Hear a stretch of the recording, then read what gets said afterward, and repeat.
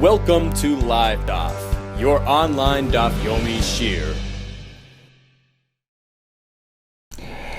Shalom Aleichem, welcome back to today's Daf. Hayemi Meseches TEMURAH Daf Vav. We begin 6 lines off the top of the Talmud Bavli. So back to our machlokes between Abaye, who teaches that the reason why one will get malchus upon transgressing a lo yisaseh is precisely because his act, his ma'aseh, has actually accomplished, had an effect. I'avid mahani, although he wasn't supposed to, but once he did it, it's done. And because that violation was so-called successful, he gets malchus. Whereas according to Rava, no, he hasn't really achieved his plan. So his intent does not get realized, it doesn't happen. You can't accomplish by doing something bad. You can't be successful in an avira. It has no effect. However, the malchus is on the attempt, because he attempted to do this very act and to bring about this very result. That's why there's malchus, although it wasn't really successful, it wasn't really realized. We had a long list of kashas, of situations where it seems one way or the other, which was posed as a kasha on Abaye or Rava, and we answered all those questions with various explanations. We had the psukim that denote that these are actually exceptions to the rule. And so far we hadn't really come up with any tangible difference between Abaye and Rava. So in theory, Abaye says, I'avid mahani, if you do it works. According to Rava, I'avid lo mahani, it does not work. But they all agree to all these exceptions. Here comes another kasha, where we seem to find that a lav can be realized. It can have an effect. I'avid mahani, from stealing. Vari gezel, says the Gemara. What if a person robs? Rachmana Amar. The pasuk warns against that. Lo yisigza, right? Do not. But Tanana, what does the Mishnah say? If one proceeds and he does rob, it becomes like his. There's an element of ownership there. He's kaineh. When he transforms it and turns it into a new entity, now we have a Mishnah, goizel eitzim. Imagine a person steals pieces of wood, raw material, and then he fashions it into a kli, va'asan kelim, or tsemer, wool, va'asan begadim, turn them into garments. Question: his repayment, is it based on current value or based on the raw material value? Mishalom kashas agzeli, pays based on the old value of the actual material. Why? Says Rashi, around 15 lines from the top, Aval hakelim v'abgadim kana b'shinoi. It is. He was kind of these things with the fact that it went through a shinoi, he transformed the material into this new Alma mahani. Apparently what he did is deemed somewhat successful. That's a kasha on Rava, who says, no, you can't accomplish through doing an isser. You have to do Rava. Amlach Rava, once again, this is an exception to the rule. Shani Yasin, Amakra, Shagazal. The pasuk says, V'heishavas ha'gzela asher gazal, return the gzela that he stole. Isn't that a repetition? Kimasha gazal, we learn in the same format as it was stolen, but if it was transformed into something new, it's considered like his, and he need not pay based on the current value. But according to Abaye, it would seem that even without this new pasuk, it's based on the old value because the new thing is his. I'avid mahani ula Abaye, so why do we need a pasuk? Haishar gazal, this new pasuk mibayla is needed for something else, to teach that al gzelo sheloi ma'asif chaymesh. The halacha is that if a fellow robbed and then he denied and he swore accordingly and then he admits, he has to add a fifth. Says Abaye, it only pertains to his personal robbery, what he stole. But Agzela shel aviv, but if it pertains to his father's stealing, so his father stole and then the kid picked up the tab after his father's passing. So even if the Yerush, the kid, denied it and he swore, he will not add a fifth, rather only the actual principle. The idea of fifth is only on his personal experience. Next kasha. Again, a kasha on Rava from a case where it seems that he avad mahani, hari mashkin, a collateral. Okay, so Reuven lent Shimon $1,000. He defaulted on the loan, come payday, he's not paying, so he'd like to grab a mashkin, a collateral, some security, in lieu of payment. Well, the Torah says you can't. You can't go into his house and grab a mashkin. Barei mashkin d'Rachmana Amar. Torah warns the lender from coming into the, from encroaching on the fellow's privacy and going in and grabbing a mashkin. The Mepharshim say the point is that the Torah wants to give the borrower the ability to choose what he'd like to offer as a mashkin, rather than have the other fellow grab the best item in the house. In any case, not supposed to enter to grab a mashkin. We have a Mishnah which says that if he did and he has in his possession a mashkin, okay, hold on to it, but there's another requirement. You have to return the mashkin and allow the loiva to use it when necessary. Usna, we have a Mishnah. Machzir sakar balayla, so the mattress, he gives him back, to use at night, and he takes it back in the morning. And the plow shovel, the tractor, he gives him back by day to farm his field, and then he takes it back at night. So clearly, even though it was illegal to begin with, he shouldn't have grabbed this thing, but once he has it, he holds it. And as long as he, accommodates him for his needs. Tifta the Rava. It seems to be a kasha on Rava who says, Yavad loy mahani. Amlach Rava, once again, an exception to the rule. Shani Hasam, there it's different. The pasuk says, Hashev. Tashiv loy. So Hashev Tashiv is a repetition to tell you that even though he took it illegally, but you can hold on to it, you can retain it as long as you give it back to him. When he needs it. Now, according to Abaye, it's unnecessary to repeat this point, Hashev Tashiv, to accommodate this case. In any case, Yavad Mahani, right? Even though he took it illegally, but now that he has it, he has it. So why does the pasuk have to go repeat Hashev Tashiv? Well, Abaye would respond, Ilav da'amar Rachman Hashev Tashiv, not for this extra expression in the Torah. I would say, guess what? Sure, you took it illegally, now it's yours and too late. There's no point in giving it back to him at night and by day, which only pertains to a legal repossession. But here he took it illegally, it's yours, that's it. He didn't have air, it's over.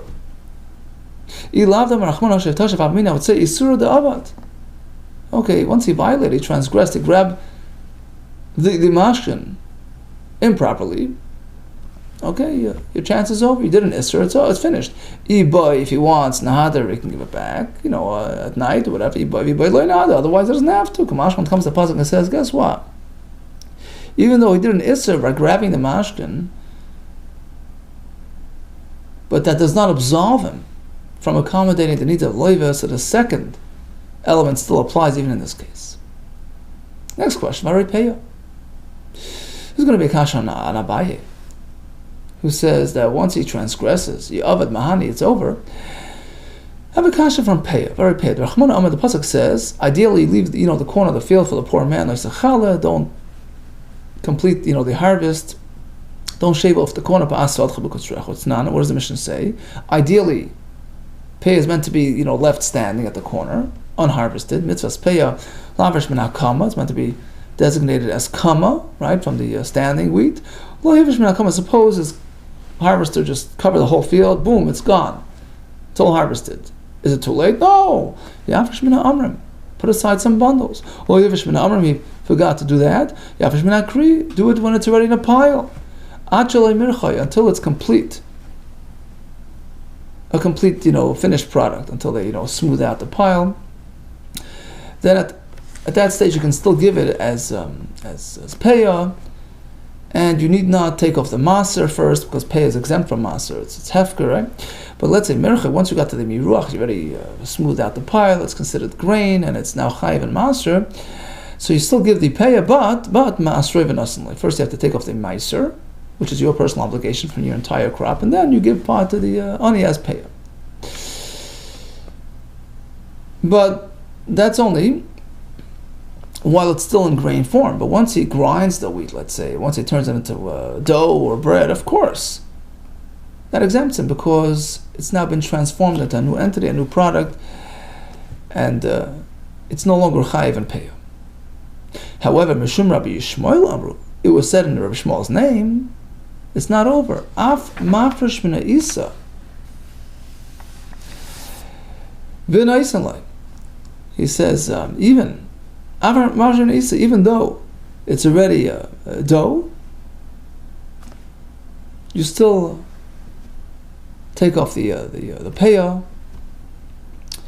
and even though it looks like a new product, nevertheless it's still chayiv and payah. Fine. So the question is, how far into the process is payah still active? But all agree, even Tanakama agrees, that even if it's been harvested, which is a negation of the lav. They're not meant to harvest it, right? He did it.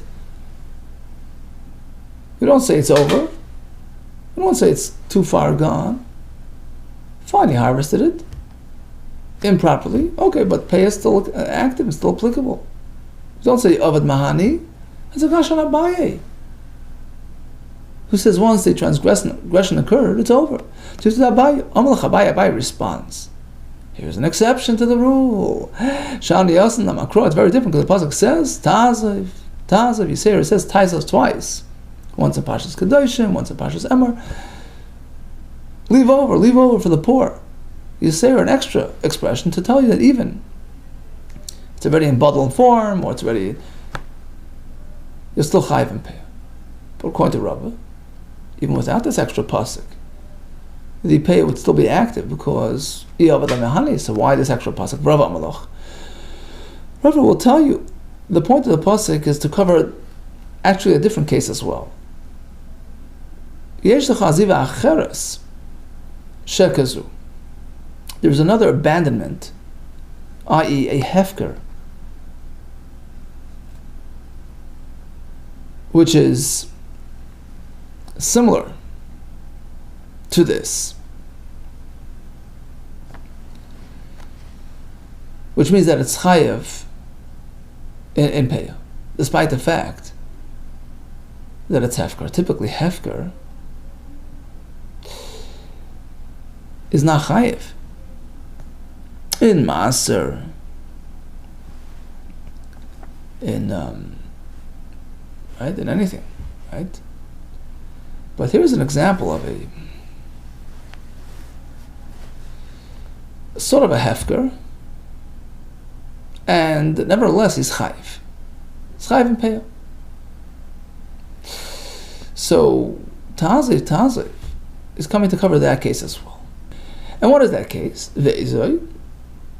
Is that mafkir karma? A person abandons his vineyard, makes it hefker, and comes back around and reacquires it, thinking he's going to shortcut the system. He's going to exempt himself from truma and maser and payah. So the same fellow, the owner himself, he announced that his field is hefker, and he comes back next morning and reacquires it. Zeh mafkir karma. And the chiddush is that in this case, don't think you shortcutted the system. You'll be chayiv in the payah and all the gifts to the poor. That's what the pasuk is addressing. The son of a Raisa, Mafkir Kama, he makes his kerem, his vineyard hefker. V'yishkim l'shacha, gets up in the morning, u'ba'atzrei. He's back in business, and he harvests his grapes, he reacquires his field. Chayiv b'peret. He's obligated to provide the poor with the fallen grapes, ba'ilulus, and the strangely growing grapes, uv'shichah payah, and the part that he forget, and the part that he has to leave over it. Upater b'namas, of course, maser is pater, because regarding Maser, we treat it like Hefka, that's Pata, but regarding Matanos Aniyim, we have a special pasuk, Tazoiv, to cover this case as well. So now, I don't understand. We started with this grand Machlekas, Abaye, who says Yavad Mahani, Rabbi says Yavad Loi Mahani, but after we went around the corner, we circled the block many times and discovered so many halachas that seem to contradict one position or the other. And we answered them with all kinds of terutzim, with psukim. So what's the machlekes about? They're on the same page, exactly on the same page. Now we've come up with all these solutions to all these exceptions. So then, the Abaye v'Rava b'may plig, what's the machlekes Abaye v'Rava?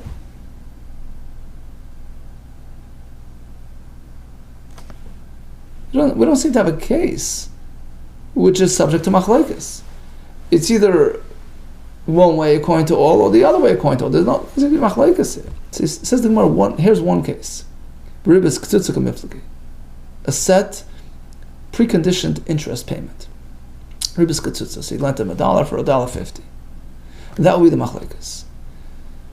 So he was over minat Torah for taking ribis, and the question is whether he has to return, he has to refund that ribis amount to the borrower. That will be the machlekes. Abaye will say, look, it's over, he took the money, it's yours. Rava will obligate him to refund it. He took it, yeah, but you have to give it back. It's not truly yours. You haven't really acquired it. Yavad Loi Mahani. Which is interesting because we already have a machlekes discussion back in Maseches Bava Metzia over there where we learned halachas of ribis between Rabbi Elazar and Rabbi Yochanan on this question. Ukad Rabbi Elazar, as per Rabbi Elazar. Then Rabbi Elazar says, ribis ketzutza yoytze b'dayanim. So a bona fide ribis that had been, preconditioned, prearranged. Here's $1 for $1.50. So even if the malva collected it, it can be extracted from him in the bezdin, b'dayanim. The leiva can force him to repay it. Return time of days. However, avak ribis, the dust of ribis, Rashi explains, it wasn't prearranged as part of a loan. It was came about through some sort of sale. He sent it to him. He sold him a field, and he made up. If you pay me now, it's 1,000. If you pay me later, it's some sort of pseudo ribis. It's a ribis derabbanon, okay, like lashon hara and avak lashon hara, right? It's sort of eino yotze b'dayanim. So in this case, even if he collected it, he doesn't have to return it. So the refunding obligation is dafka by ribis minat Torah. By the way, avak lashon hara is also minat Torah. It's just that by ribis, avak ribis is only midrabanon. So that's Rabbi Elazar's shita. Okay, so ribis ketzutza goes back, avak ribis not. Rabbi Yochanan Amar, afilu ribis ketzutza enu yotze b'dayanim. You should know that even ribis ketzutza, absolute ribis minat Torah, prearranged, preconditioned, ribis will not be refunded through the bezdin. Once he got it, it's his. So perhaps their machlekes is linked to our discussion today. Rabbi Elazar says that the ribis must be returned. That's in line with Rava. Yavad Loi Mahani. You weren't supposed to take the ribis. If you took it, it's not yours. You owe it back. Rabbi Yochanan goes like Abaye, Yavad Mahani. You shouldn't have done it. Once you take it, it's yours. You've achieved your intentions. Says the Gemara Amalais. He says no. Hasam b'svara pligi. You think the machlekes over there between Rabbi Elazar and Rabbi Yochanan is based on logic and svara, like Abaye v'Rava? No, and there are psukim there that they're sourced in. Hasam b'kroi pligi. Machlekes is based on psukim, whether or not he refunds the ribis. Damar v'Yitzchak, my time to Rabbi Yochanan. Why is it that Rabbi Yochanan says ribis must not be refunded? Amakra b'neshach nasan b'tarbis lakach.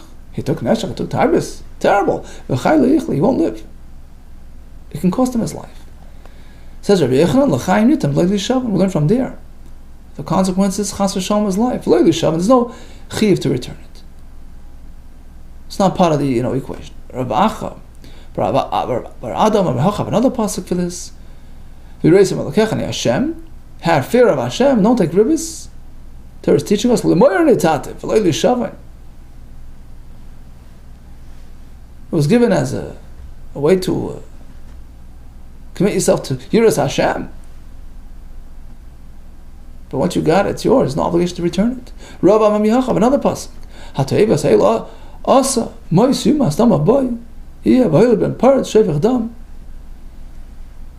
So it's talking about a fellow who lends with interest. Terrible, terrible. Mois Yumas, and pasuk over there next to it spoke about the murderer Shevach Dam. Says Rabbi Yechanan, what's the connection between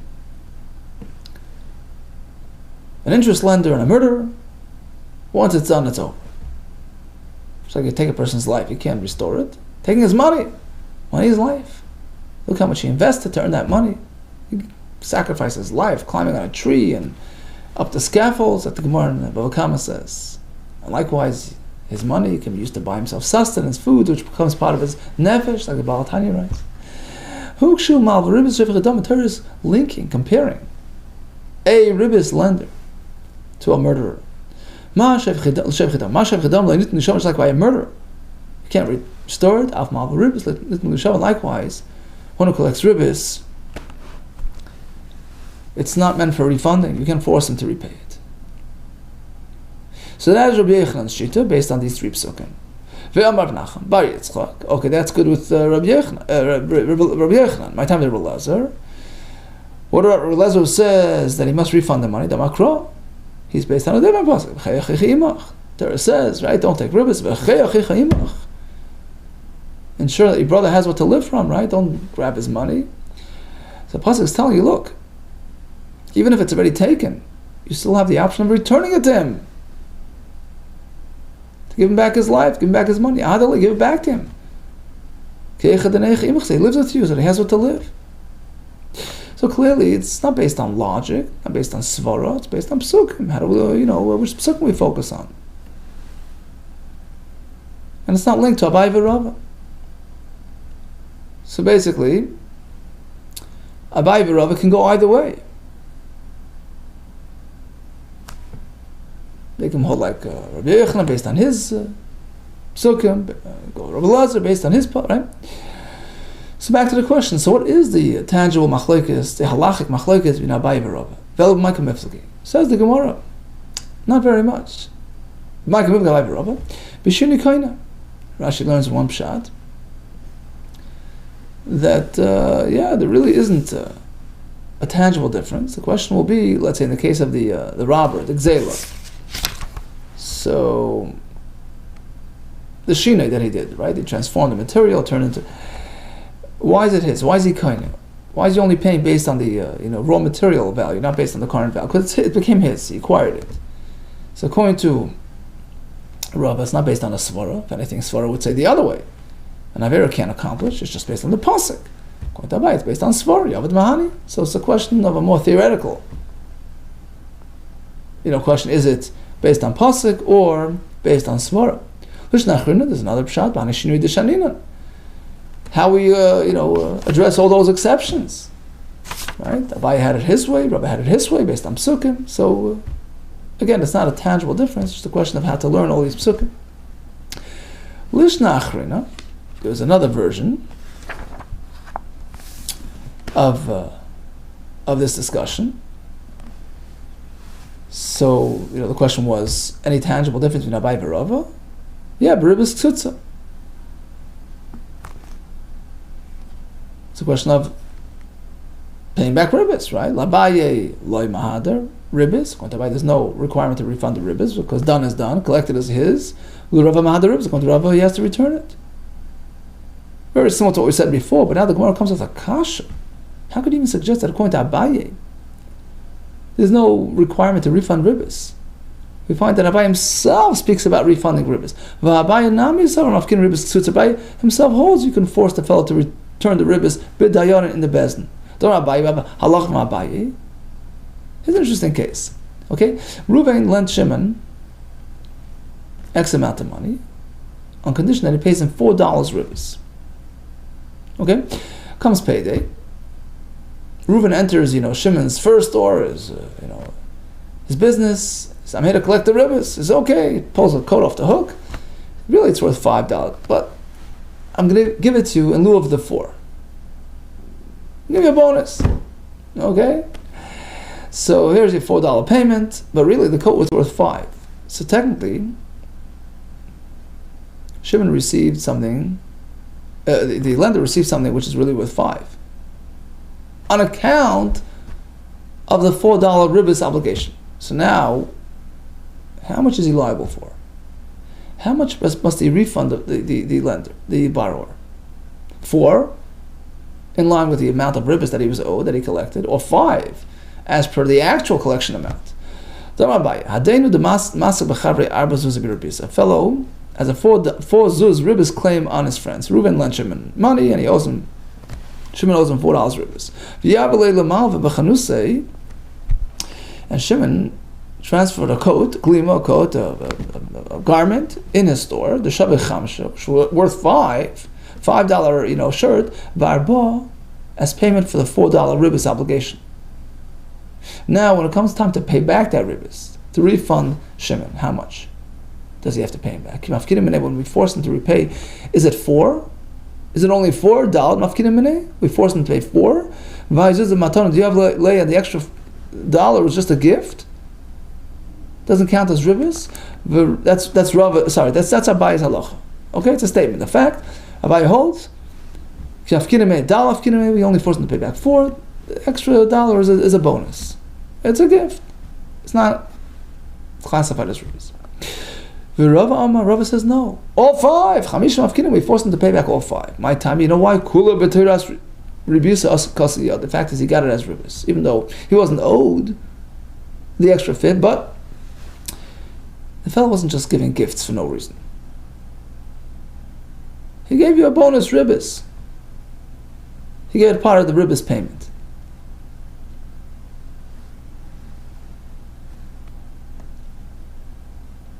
Okay, so clearly Abaye is relating to the halacha of refunding ribbis, and you can't say that according to Abaye, once he collects the ribbis, he keeps it. So that can't be the point of machlekes. So we have to go back to what we said before. And machlekes is merely, theoretical. For instance, in the case of the shinei by gzela, why is he kind of the shinei? Is because of a pasuk. That's Rava's approach. But without the pasuk, he wouldn't have accomplished. According to Abaye, he would accomplish regardless. The Yavad man.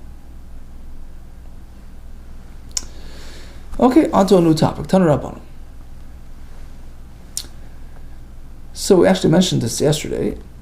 There's a din that when a person is magdish a carbon for the mizbeach, it must be unblemished.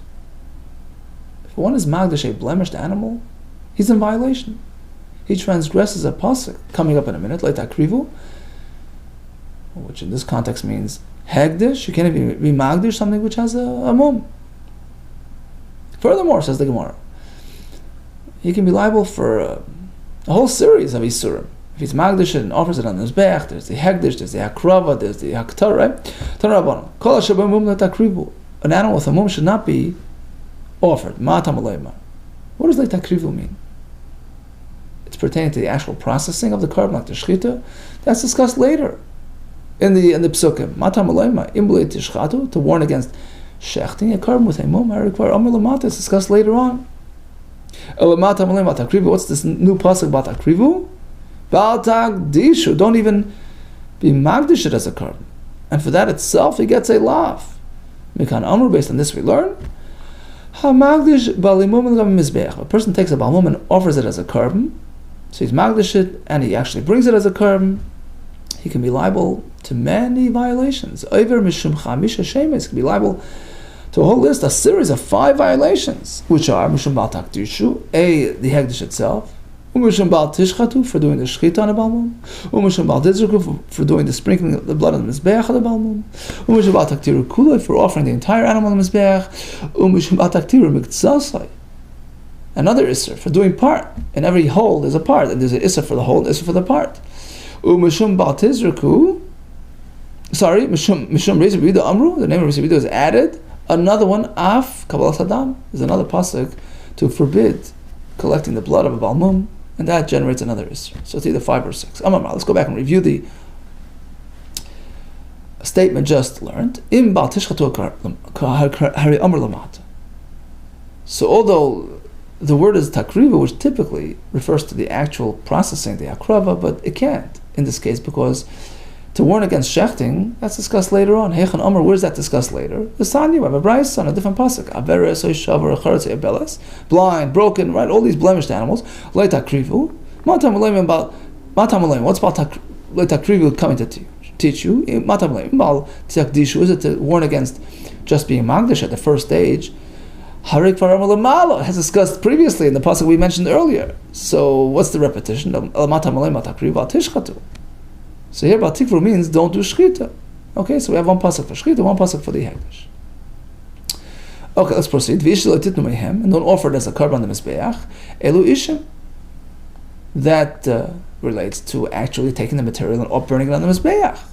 That generates another lav. Elu lekulan. That's perhaps only a full animal. Because what about part of the animal? Even a portion. So what about the blood on the mizbeach? And the word Lashem, l'rabbis, Sa'ir HaMishtalech.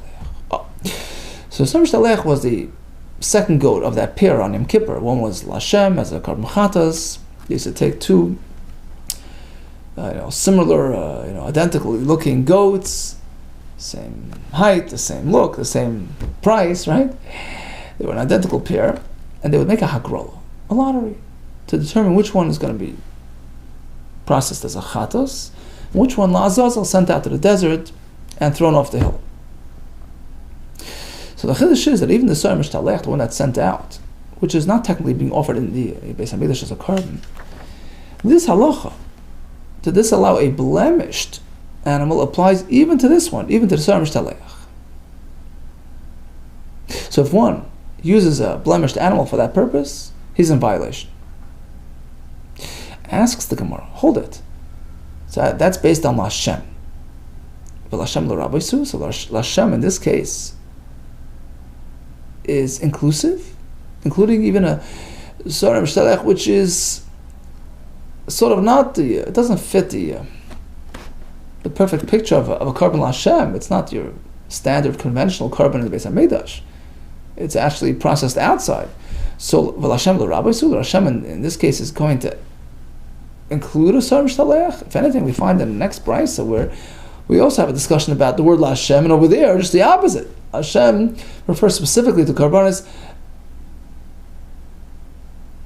meant for the standard track, meant to be offered in the Beis HaMikdash, as opposed to a Sa'ir HaMishtalech, which is processed outside. So actually, the word Lashem excludes a Sa'ir Mishtalech, and here Lashem is including him. Lashem l'Rabbasu, the Savatani, we have a brayso. So we speak there about the Isra of taking a karban and shechting it outside the Beis HaMikdash, called the Shchutei Chutz, right? That's grave consequences, it's kares. Now, what karban does it apply to? Vatanya. Karban, if the pasuk only mentions the word karban there, I would say Shemani, I would assume Af Kodesh B'dei Kabayis, perhaps even an animal which was designated for the treasury, not for a karban. He does it outside, he gets kares. Shenamar Shnikru karban, we find in the Torah that even that material is sometimes labeled as karban. As it says, "V'nakar is karban Hashem." We offer the donations to the Beis Hamikdash. Even non-karban donations are called karban. So perhaps if he takes an animal which had been donated to the treasury and he shechts it outside, he gets kares, like a karban done outside. No, the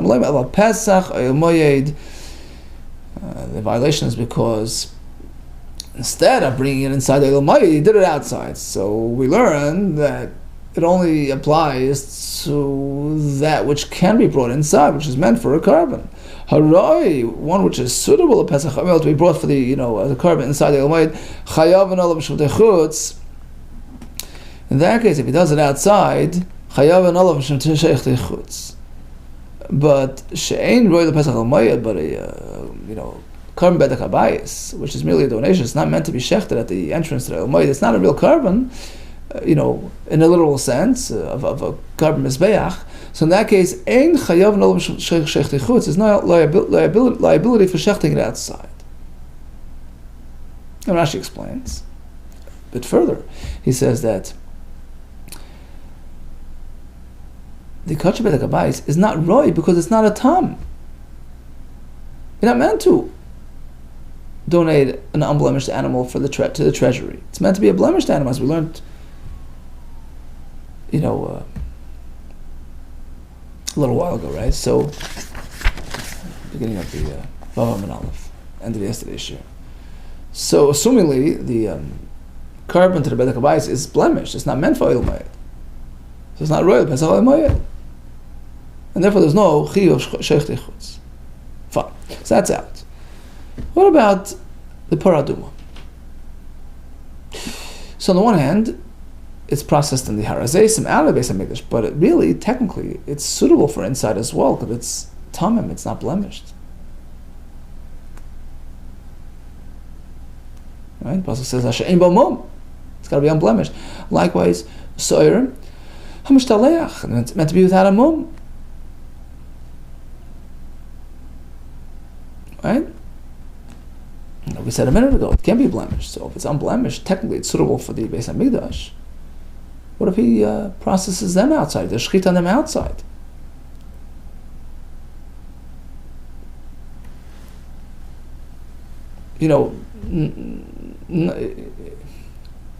Not in the right place, not in the right setting. Of course, it's meant to be shechted outside the paraduma and the shemashtalech meant to be thrown off the cliff. But let's say he processes it outside the mikdash in an inappropriate way. Rashi says he did the shechita shleich mitzvah, so not on the pile of wood the way he's supposed to. So perhaps that's in violation of shchutei chutz, is kares.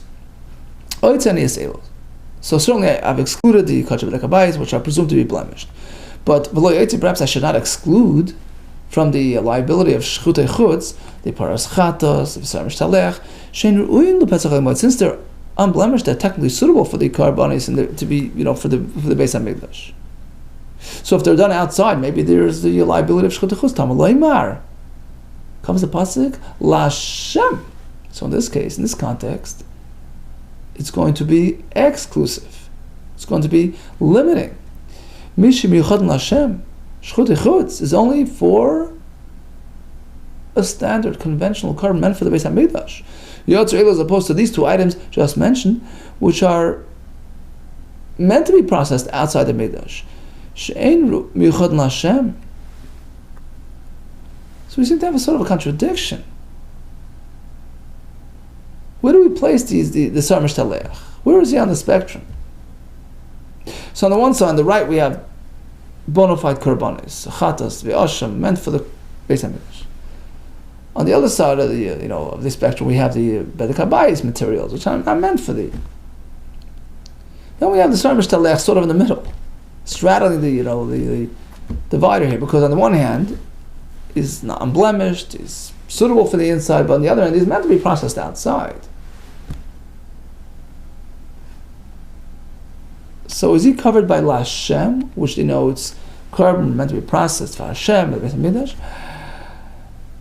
Or is he not included in Lashem? Because after all, it goes through a different process. It experiences, it's processed outside the Mikdash, which isn't really the place of Lashem. It's a different type of system. So which way is it? On the one hand, we're including, in terms of the Isra of a Balmum, we say no. Isra applies to Shem Shtelech as well. Lashem. It also has an element of Lashem. Ultimately, he's going to experience some sort of, hakrava process. But then when it comes to Shchutei Chutz, no, this doesn't qualify as Lashem. It's not a standard korban. So which way? Says Rava, you're right. It's all a matter of context. It can go either way. Amar Rava. There it's based on the context of the the pasuk, of the discussion around it. There's a verse that adds these words. It's all a matter of context. See over there, when it comes to shchutei chutz, right? So the lashon vel pesach al seems to cover everything. Everything that's unblemished is included in the halacha of shchutei chutz. So once we include everything, and then the Torah comes back and says, "Oh, 1 second, Lashem loitzi," it's coming to exclude, to make an exception, to disqualify the Sar Mishtalech. So first we include everything, then we come back to Lashem. Apparently, it's coming to limit, to exclude. The Sar Mishtalech does not qualify. He's not truly, miyuchad Lashem. because he's processed outside on the cliff, right? As opposed to over here in our discussion today with the Bali Mum and the Isra to be Magdish and process of Bal Mum. The Isha Lohitzi. The Pasuk speaks about Isha. Isha is the fire, the offering on the Mizbeach. Lohitzi. That excludes the something which is not meant for the Mizbeach, like a Sar Mishtaleach. So then why does the Pasuk come back and say La Hashem? Oh, La Hashem is coming to expand, to include something which you would think would be excluded. La Hashem le rabbis, to cover, to include what? Sar Mishtaleach. So it can go both ways, depending on the context. Sometimes he's in, sometimes he's out. In terms of the Isra Bal Mum, he's in. In terms of the Isra Shchut Chutz, he's out. Ask the Gemara. So you need the special pasuk Hashem to bring the Sar Mishtaleach into the fold. To disallow a Bal Mum. Now, why do we need a special pasuk for that? Don't we already know that the Sar Mishtaleach is part of a pair? He's meant to match his counterpart. Like we said before, he meant to designate two similar-looking goats of similar status. One is going to be labeled as Lashem, one Lazazel, based on the outcome of the lottery. But they both have to have potential to go either way. So of course, they both have to be unblemished. Just like the Sar Lashem, which is a bona fide chatas, needs to be unblemished. Likewise, Lazazel. Why do we need a pasuk for this? To require Lazazel to be a unblemished animal. Time of the cause of Kral Hashem, so it's only because of Hashem, which just allows us to bring a Balmum for Sar Mishtaleach. Holoi Rabbi Kral Hashem, but not for the special pasuk Hashem. I mean, I would say Sar Mishtaleach Balmum Shapardam. You can use a Balmum for Sar Mishtaleach. How could you? Look, Ein Agor Kavua, okay, Veya Elo B'Dav Haroi Lashem. Halacha is that Rashi says it's plain logic. You can't know in advance which one's Lashem, so inevitably you have to bring two goats that are both unblemished, that can serve either way. So how could you even suggest bringing a Balmum for a Sar Mishtaleach? You don't even know which one it will be. I'll bring you an example. I'll depict you a scenario where it's already known. You don't have the unknown factor, in which case there will be room to think that you can designate a Balmum for a Sar Mishtaleach. We're going in line with Chanan HaMitzri, who holds Chanan HaMitzri, the Amar Afilu Dam B'Kois. So let's say you already lottery, then you designated this one's Lashem, this one's Mishtaleach, and then you shechted Lashem, and the blood of the Lashem is sitting in the Kois, ready to go, ready to be applied to the Mizbeach, and then his counterpart, his teammate, died. So the Mishtaleach passed away. What happens now? Do you have to redo the whole process? No, maybe Chaveru Mizavagli brings another one, a substitute for the Mishtaleach, and he pairs them up with the... So now, it's just one for the Mishtaleach. So I would think a Balmum works. Says the Gemara, 1 second. It's true that Chanan HaMitzri evidently holds that there's no dichoy taking place, there's no rejection, meaning that you don't say, well, once his teammate died, then you got to split out the blood and start again. It's one, inseparable, pair. You don't say that. You can substitute for the missing one without affecting the blood. That's true. But who says you don't have to do another lottery? That you don't need a new lottery? Mishamasli, how do you know that he holds that way? Dilma, perhaps Maisi Mago, perhaps has to bring another pair of goats. Do the Hagrala, do the lottery, determine which one's Lashem, which one's Lazazel. The one that's determined as Lazazel will pair it up with the blood, and the ones that the other one, you send them out to get a mum and redeem him, whatever. But perhaps the lottery system is prerequisite, it's absolute. In which case, back to the question, how could you suggest to use a Balmum?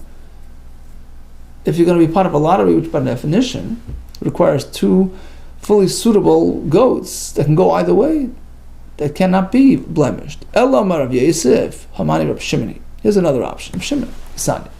Maybe Chaver Play Hakrala. Rab Shimon. Shimon holds you don't need a new lottery. So in the previous case where you had already determined which one's Lashem, which one's Lashem, one dies, just get another one quickly to make up for the missing one. You don't have to do new lotteries. Now after Lazazel had died, you just get another one to replace him, and now it's very known that he's Lazazel. He's not going to experience a lottery. in which case perhaps you can use a balmum, if not for the pasuk disallowing it. Rava Amar, I'll give you another example. In Nitzruch, it's needed as follows.